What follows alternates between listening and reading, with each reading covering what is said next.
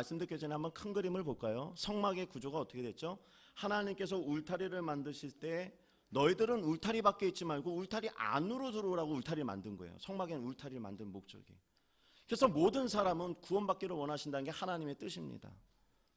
모든 사람은 울타리 밖에 있는 것이 아니라 이 성막 안으로 들어오는 예배의 자리로 들어와야 된다는 거예요. 할렐루야. 근데 들어올 땐 그냥 들어오는 것이 아니라 겸손하게 내가 죄인이라는 것을 인정하고 들어오라고 얘기했어요.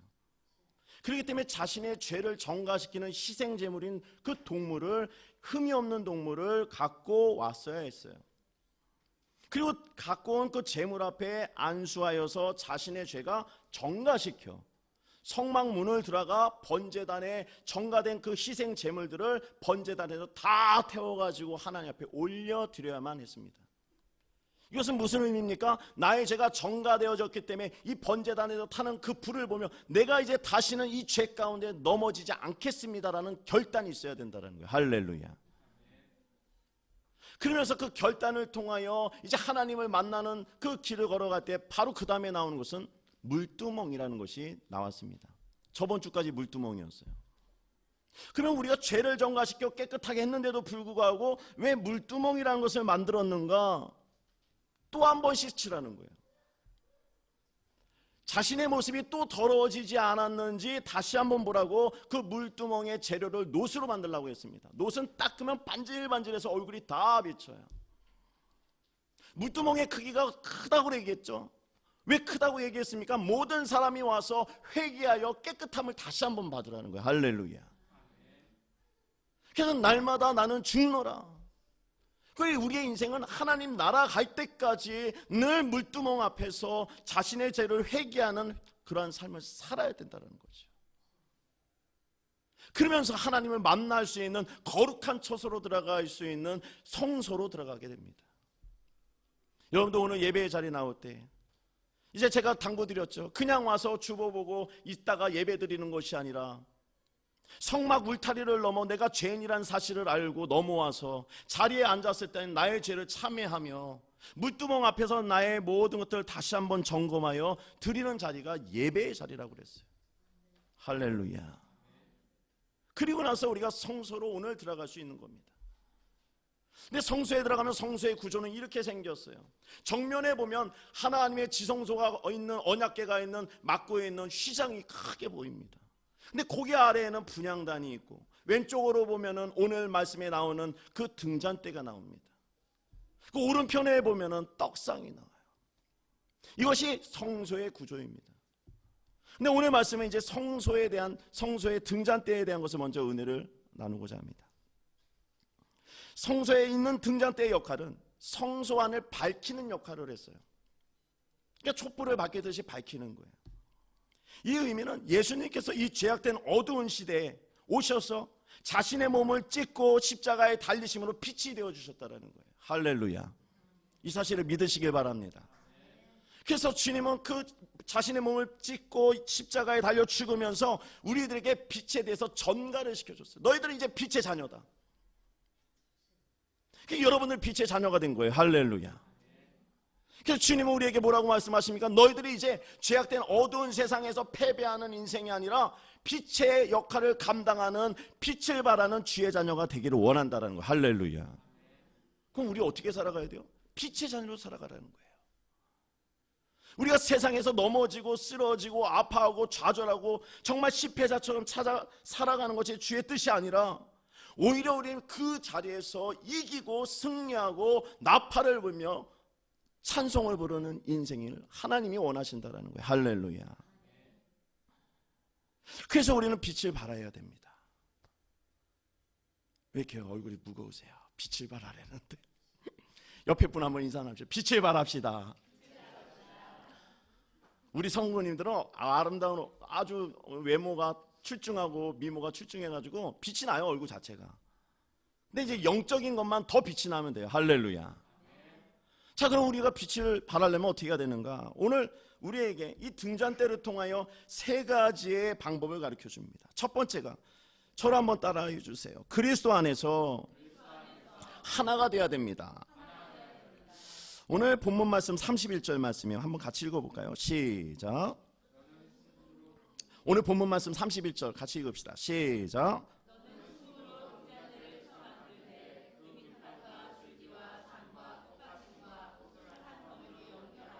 아멘. 이제 성경책을 다시 한번 보세요. 성경책을 보셔야 됩니다. 35절 36절이 있어요. 같이 읽어봅시다. 시작.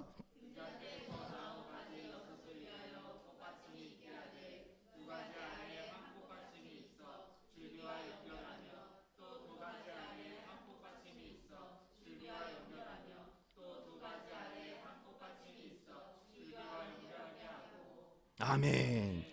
이 등잔대를 만들려고 할 때 이 구조를 보면 독특한 점이 하나가 있는데 그것은 뭐냐면 연결하라는 것과 이 재료는 금 한 덩어리로 만들라는 거예요. 한 덩어리로 된 것이 분리되는 것이 아니라 연결이 돼야 된다는 거예요. 이처럼 우리의 인생도 그리스도와 연결이 되어져 살아갈 때 승리할 수 있다는 사실을 믿으시기를 바랍니다. 등잔대는 분리되면 절대 빛을 발할 수 없는 거예요. 모든 것이 연결이 돼야 되는 거예요. 제가 결혼했을 때 가전제품 하나 큰 걸 좋은 걸 하나 샀어요. 비싼 거였어요. 정말 비쌌어요. 20만 원짜리 신혼물품으로. 너무 비싸가지고 야 이거 우리 이런 가전제품 샀다 좋아했어요. 근데요 아무리 비싼 것도 좋은 걸 갖고 와서 집에다가 놔뒀다 할지라도 이 가전제품이 전기 코드에 꽂혀지지 않고 연결되지 않으면 쓸모가 없더라는 거예요. 아무짝에 쓸모없어요. 고철덩어리예요. 우리 인생이 똑같습니다. 오늘 예배 나오셨어요.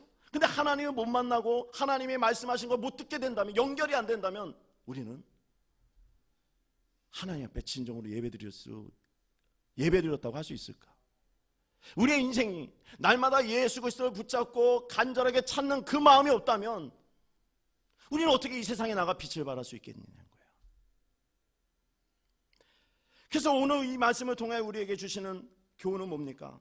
우리의 인생은 날마다 예수의 줄기를 붙잡아야 된다는 거예요. 할렐루야. 그 등잔대 사진 한번 보여주실까요? 네, 이게 등잔대입니다. 황금으로 만들었어요. 만들었는데 이게 줄기입니다. 가운데 줄기 있고 옆으로 6개, 이렇게 6개, 양옆으로 그 가지가 6개, 가지가 6개, 이게 줄기인 거예요. 근데 모든 것은 그 줄기로 연결이 되어져 있다. 우리의 인생이 그래야 된다는 거예요. 우리의 인생은 그 가지가 줄기를 붙잡듯이 예수를 붙잡게 되면 여러분들이 말 못하는 고민과 문제들은 문제가 되지 않습니다. 예수님 그 문제 푸는 건 너무 쉬워요. 할렐루야. 근데 우리 입장에서 뭐예요? 예수를 붙잡아야 되는 거예요. 예수를. 오늘 이 말씀이 오늘 모르겠습니다. 오늘 예배드리는 모든 성도님들의 그 심령 속에 그 인생을 푸는 답이 되기를 바랍니다. 마가복음 5장에 보면 12년간 혈루병을 앓는 여인이 나와요. 오늘날로 얘기하면 이게 그 하혈하는 병이라고 그러죠. 제가 결혼하고 나서 힘든 것은 뭐냐면 우리 아내를 결혼하고 나서 같이 이렇게 살다 보니까 한 달에 한 번씩 떼굴떼굴 굴러요. 비명소리에 식은땀을 내면서 떼굴떼굴 굴릅니다. 난 그래서 이게 큰 병이 생겼나 했더니 물어봤더니 생리통이라는 거예요. 생리통 때문에 너무 이제 죽을 고비라는 거예요. 매달마다 늘 기도했습니다. 근데 지금 다 고쳐졌어요. 전혀 그런 게 없어요. 할렐루야. 생리통 다 고쳤어요. 기도로 다 고쳤어요. 애도 낳고 다 고쳤어요. 근데 혈루병을 앓는 이 여인을 볼 때 우리 아내가 생각난 거예요. 우리 아내는 한 달에 이렇게도 고생을 했는데 12년 동안 매일같이 고통 가운데 있는 거예요. 육체적으로도 힘들고 마음적으로도 힘들었어요. 왜요? 당시의 혈루병은요 부정한 병이었어요. 사람들이 가까이 안 가요. 더럽다고. 그래 마음의 소외감도 느꼈을 거예요. 그리고요 더 문제는요 자신이 가진 재산을 다 탕진했어요. 그 병 고치려고 의사를 쫓아다니고 많은 의원들을 쫓아다녔어요.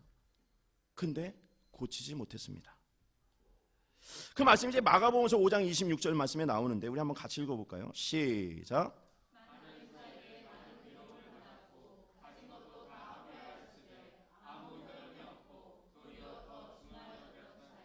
아멘.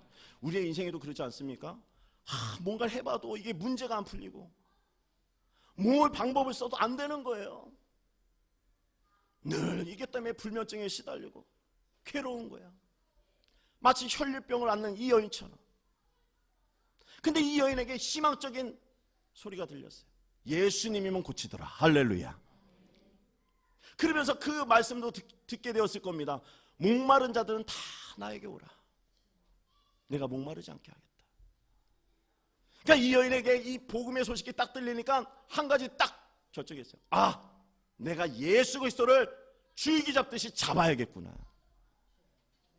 내가 예수님을 만나 간청한다면 들어주지 않을까라는 믿음의 확신이 들어오기 시작했죠. 그분이 지나가면 조그만 옷자락이라도 한번 만져보자. 그래서 마가복음 5장 27절 28절 말씀이 우리 한번 같이 읽어봅시다. 시작.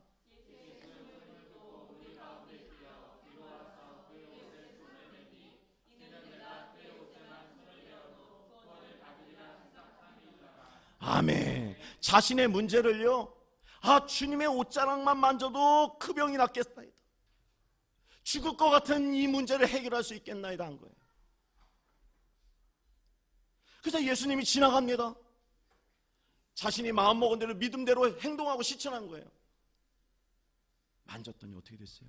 갑자기 내 몸속에, 자신의 몸속에 불덩이가 딱 떨어지더니 아픈 한부가 녹아내리는 걸 경험한 거예요. 치유되는 건 경험했어요. 할렐루야. 근데 갑자기 예수님이 뭐라고 합니까? 누가 내 옷을 만졌냐? 딱 돌아보면서 얘기하는 거예요. 근데 제자들은요, 이렇게 얘기합니다. 아, 주님이시여, 당신을 따라가는 이 수많은 사람들이 이렇게 많은데 예수님은 옷깃을 스치고 부딪히는 사람이 얼마나 많습니까? 당연히 있지요. 누가 예수님의 옷자락을 만졌다고 합니까? 라고 얘기했어요. 그 말씀이 마가복음 5장 31절. 우리 같이 읽어봅시다. 시작.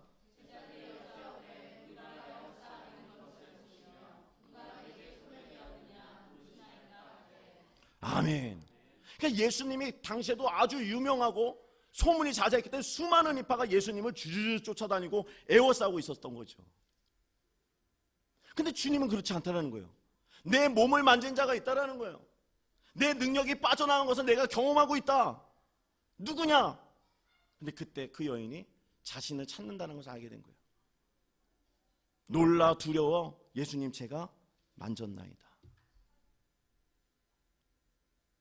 그랬더니 그 예수님이 그 여인의 고백을 듣고 나서 뭐라고 얘기합니까? 내 믿음이 너를 구원하였느니라. 할렐루야. 그래서 마가복음 5장 32절 말씀 한번 읽어봅시다. 시작. 아멘. 34절도 읽읍시다. 시작.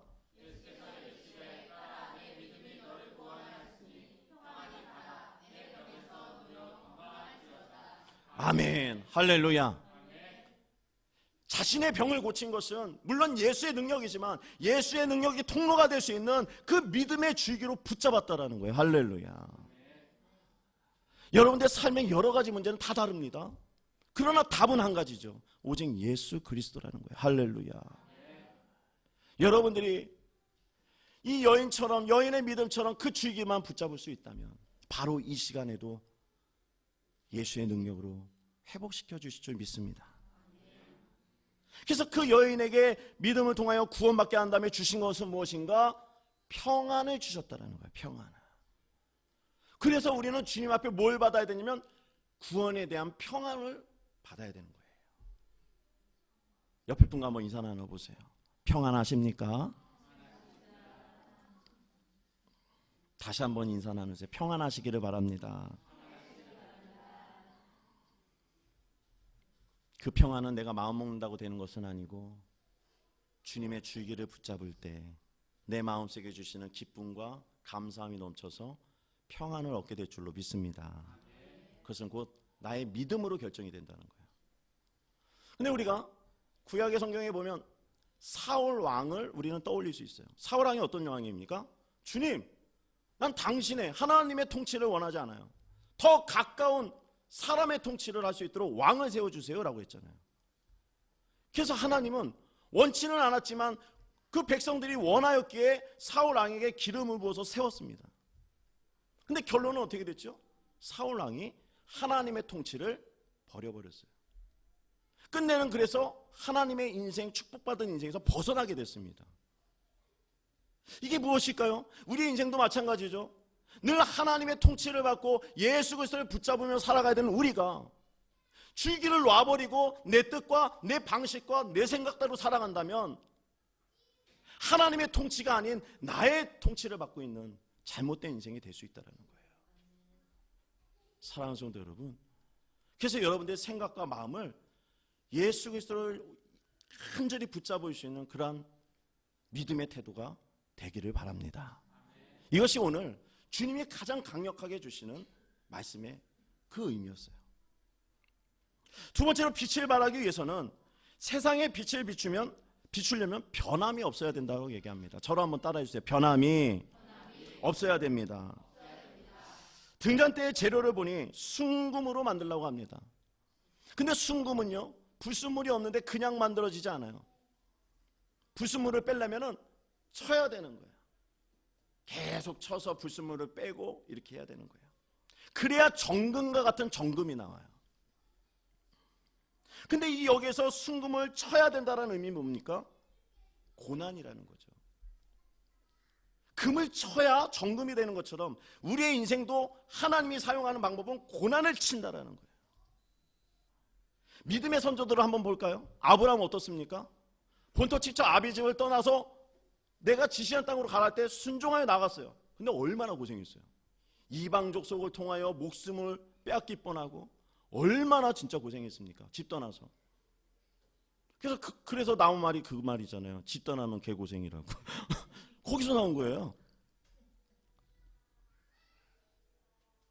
요셉은 어떻죠? 하나님의 꿈을 가졌더니 형제들한테 핍박받아서 애국으로 팔려가고 감옥살이까지 하잖아요.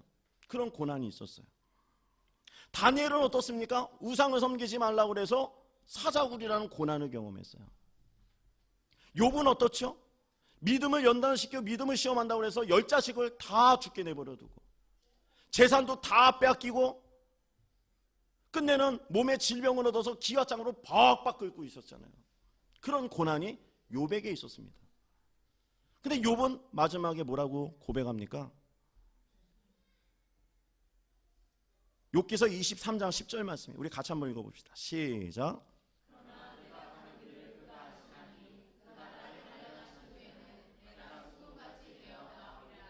아멘.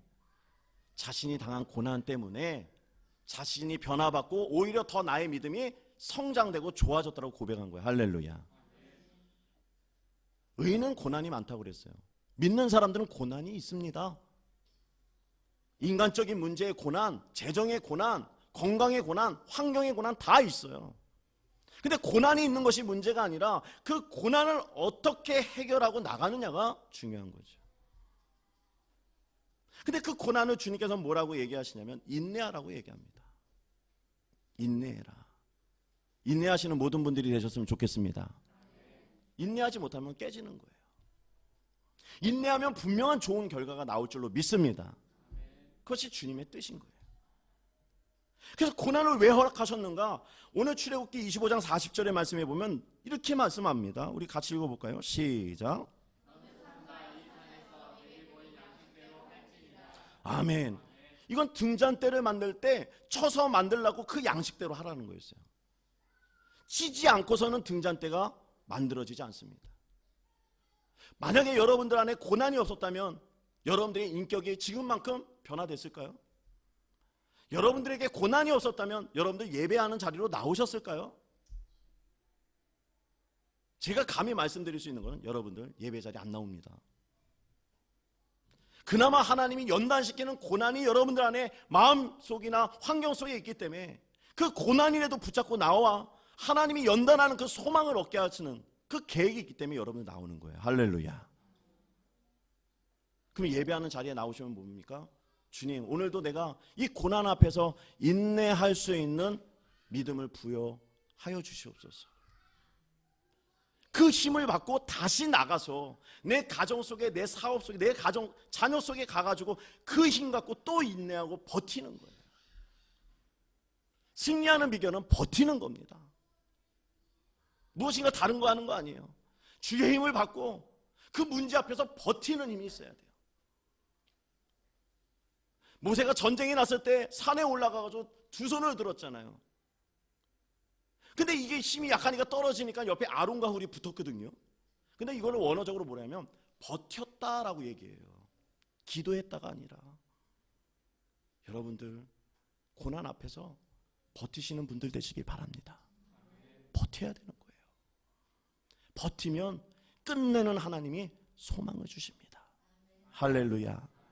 그래서 여러분들이 버티심으로 정말 예수 그리스도가 말씀하신 빛을 발하는 그리스도인들이 되시기를 바랍니다. 세 번째로 이 빛을 발하기 위해서는 성령의 도우심을 받아야 됩니다.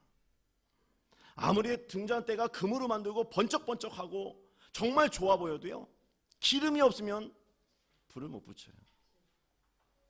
우리의 인생이 나가서 그리스도의 빛을 발하기 위해서 야 말씀 듣고 내가 은혜 받았어, 이거 갖고 빛이 안 됩니다.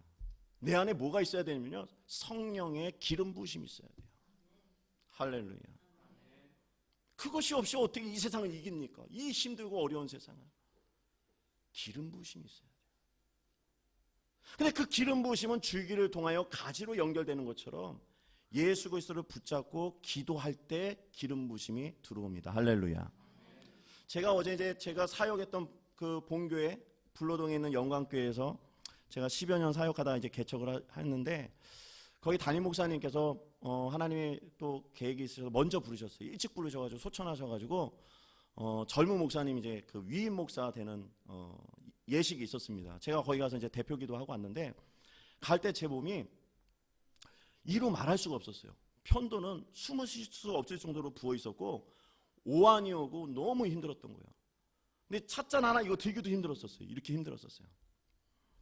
그래서 가가지고 여기 대표 기도는 해야 되는데 정신은 하나도 없고 오한은 떨리고 서 있지도 못했는데, 그 3층에 올라가가지고 기도를 할 때 주님 저에게 성령의 능력을 주시옵소서.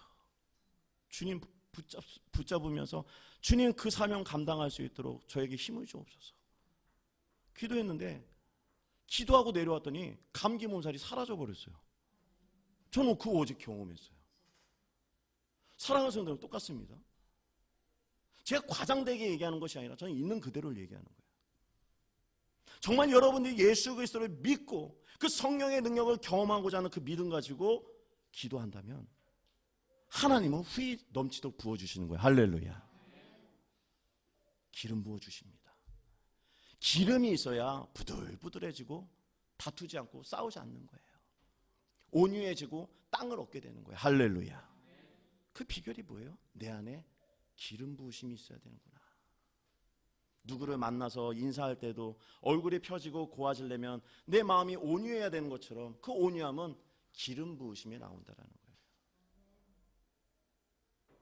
옆에 분 다시 한번 보면 오늘 인사를 많이 하네요. 뭐라고 인사할까요? 어떻게 인사했으면 좋겠습니까? 이 말씀 듣고 성령에 충만하시기를 바랍니다. 우리 한번 인사합시다. 성령에 충만합시다. 그러면서 이 시간 제가 하나 더 추가 광고 말씀드리는 거는 특별 새벽 예배가 이제 시작된다라는 것. 금요 철야 예배도 뜨겁게 모인 자들이 모여서 마음껏 찬양하며 뜨겁다라는 것. 주의 전을 찾으셔서 기도의 단을 쌓으시고, 나갈 이유가 기도밖에 없다고 인생 푸는 문제는 다른 거 없습니다. 사람 찾지 마시고 기도하셔서 승리하시고 성령 충만하셔서 예수 능력 성령의 기름 부으심으로 승리하며 나가시는 모든 분들 되시기를 다시 한번 주님의 이름으로 축복합니다.